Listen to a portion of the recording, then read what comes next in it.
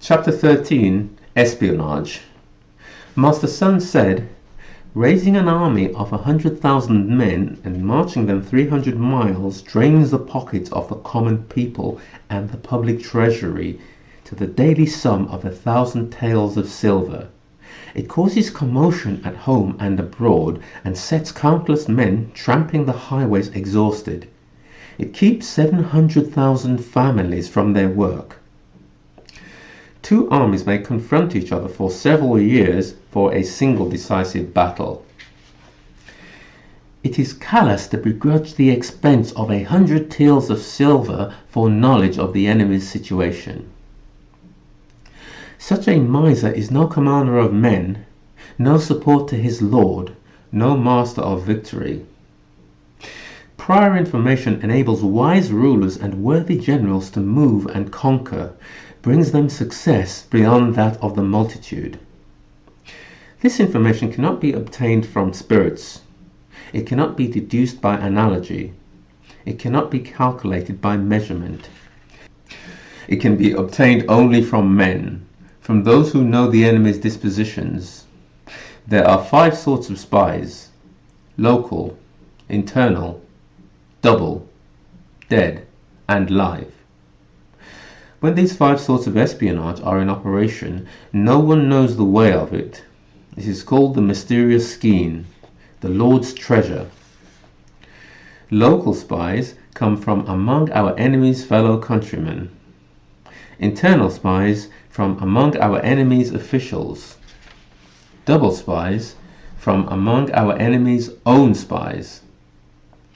Dead spies are those for whom we deliberately create false information. They then pass it on to the enemy. Live spies are those who return with information. In the whole army, none should be closer to the commander than his spies, none more highly rewarded, none more confidentially treated.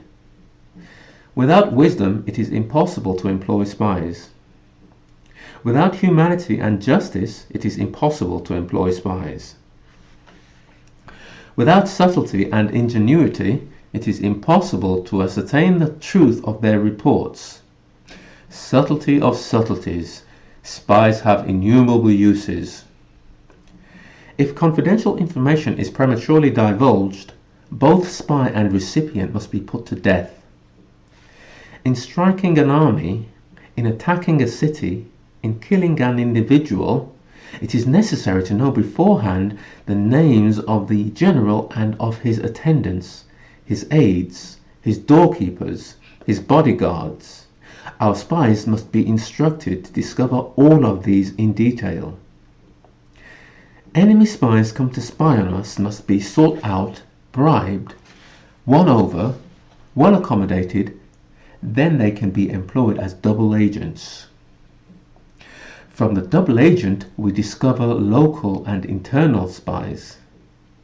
From the double agent, we learn how best to convey misinformation to the enemy. From the double agent, we know how and when to use live spies. The ruler must know all 5 of these sorts of spies. This knowledge must come from the double agent, so the double agent must be treated generously.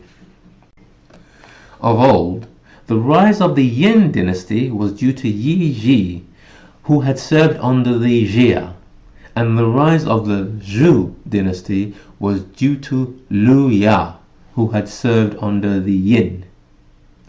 Only the enlightened ruler, the worthy general, can use the highest intelligence for spying, thereby achieving great success. Spies are a key element in warfare. On them depends an army's every move.